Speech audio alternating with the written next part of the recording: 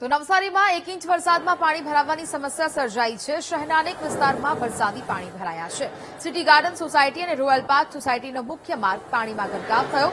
રસ્તા પર પાણી ફરી વળતા વાહન ચાલકો પરેશાન થયા। દર વર્ષે ચોમાસામાં પાણી ભરાતું હોવાનો સ્થાનિકોનો આરોપ છે। અનેક રજૂઆત કરવા છતાં સમસ્યાનું સમાધાન ન થયું હોવાનો દાવો પણ લોકો કરી રહ્યા છે। તો જે પ્રકારે 1 ઇંચ વરસાદમાં જ આ વિસ્તાર છે તે પાણીમાં ગરકાવ થયો છે।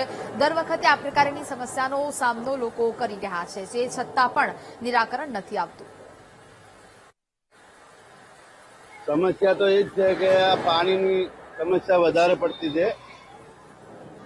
વરસાદ નતો થયો એની પહેલા બી રજૂઆત કરી હતી, વરસાદ થયો એના પછી રજૂઆત કરી, કોઈ આવતું નથી। ગટરના જે ઢાંકણા છે એ જાતે જ ઊંચા કરવા પડે છે, બરોબર।